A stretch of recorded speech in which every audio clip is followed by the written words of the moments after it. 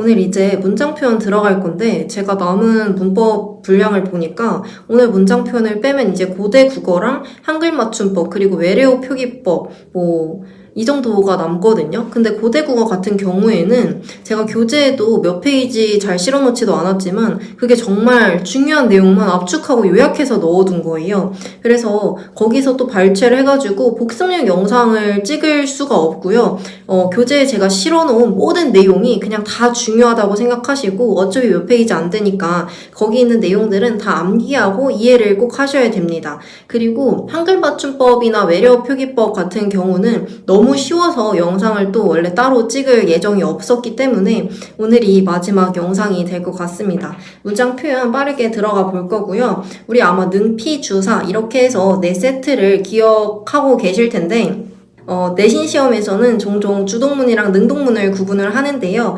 수능 시험에서는 둘을 구분하지 않기 때문에 여러분들도 굳이 둘을 구분하진 않으셔도 됩니다.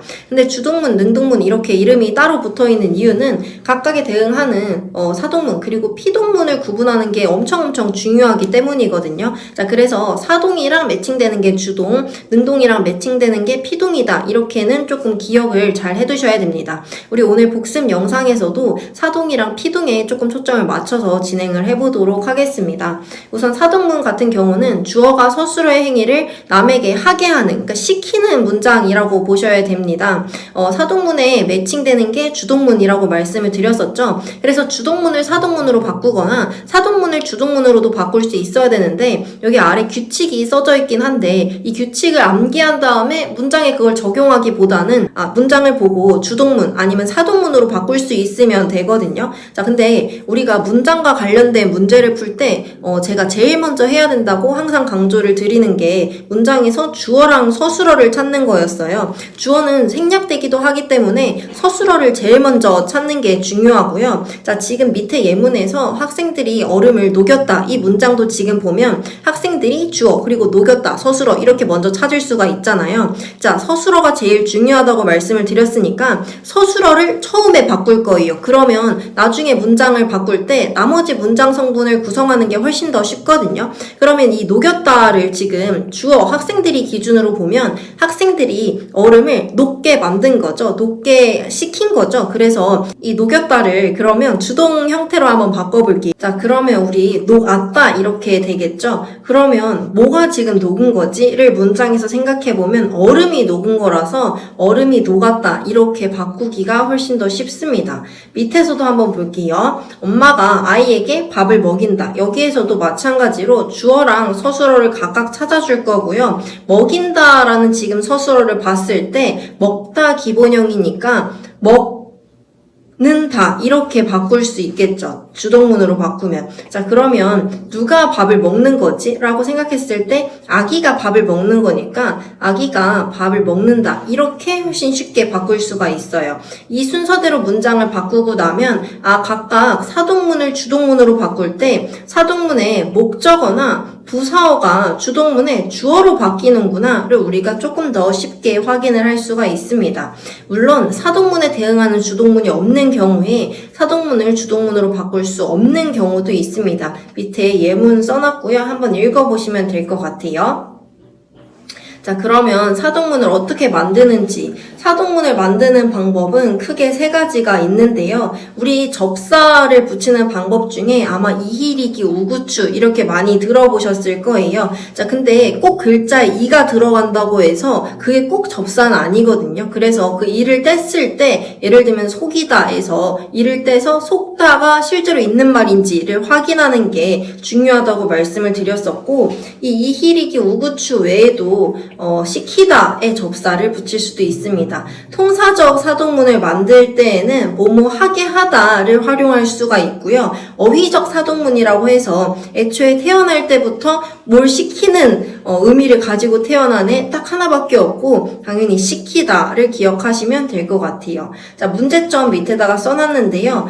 중의적인 의미를 갖기가 쉽다. 사동 문장 같은 경우에 밑에 읽어보시면 이해 안 되는 거 없을 거고 수업 시간에 한 번씩 들어보셨을 거기 때문에 그냥 넘어가도록 하겠습니다. 밑에 한 번씩 읽어보시면 여기는 어려운 내용은 아니에요. 넘겨서 피동문 보도록 할게요. 사동문은 남에게 뭔가를 시키는 문장이었다면 피동문 같은 경우에는 주어가 서술어의 행위를 당하는 문장입니다. 여기에서 중요한 게 주어의 의지가 무조건 없어야 됩니다. 피동문에서는 주어의 의지가 없고 사동문에서는 주어의 의지가 있어도 되고 없어도 된다는 게 피동문이랑 사동문을 구분하는 방법 중에 하나고요. 얘도 마찬가지 능동문이랑 피동문의 관계를 우리가 따질 수 있는데 규칙을 외우고 그 규칙을 예문에 적용하기보다는 예문에서 자 얘도 한번 마찬가지로 예문으로 볼게요. 예문에서 주어랑 서술어를 먼저 찾고 자 그 다음에 서술어를 먼저 바꾸면 훨씬 더 나머지 문장 성분을 구성할 때 쉽다 그랬죠. 도둑이 경찰에게 잡혔다 이렇게 지금 나와 있으니까 잡혔다, 자 잡힘을 당한 거죠 지금. 그래서 얘를 잡았다로 먼저 바꿀게요. 그러면 지금 누가 누굴 잡은 거지? 라고 생각했을 때 경찰이 도둑을 잡은 거죠. 그래서 경찰이 도둑을 잡았다 이렇게 바꾸기가 훨씬 더 쉽습니다. 자 그럼 우리 이 예문에서 뭘 확인할 수 있냐? 피동문의 부사어가 능동문의 주어가 되고 피동문의 주어가 능동문의 목적어가 되는구나. 이걸 예문을 통해서 확인하시면 됩니다. 굳이 규칙을 달달 암기할 필요는 없어요. 자, 파생적 피동문을 만드는 방법 첫 번째 이히리기 접사를 붙이던가 아니면 뭐뭐 되다, 뭐뭐 봤다, 뭐뭐 당하다의 접사를 붙일 수도 있습니다. 통사적으로는요, 뭐뭐 어지다 아니면 뭐뭐 개되다를 활용하실 수도 있고 어휘적 피동문도 당연히 하나가 있겠죠. 당하다를 쓰실 수도 있습니다. 자, 문제점을 볼 건데요. 여기에서 선생님이 강조하고 싶은 건 이중피동인지 아닌지를 구분할 때 무조건 이히리기에다가 뭐뭐 어지다가 붙으면 무조건 이중피동이구나 이렇게 생각하시면 안 된다는 거예요. 왜냐하면 이히리기 같은 경우에는 우리가 피동문을 만들 때도 쓰지만 사동문을 만들 때도 쓰는 접사잖아요. 그래서 꼭 이중피동이 아니고 사동 플러스 피동 형태일 수도 있다. 이러면 피동이 두 개가 아니니까 이중피동이 아니죠.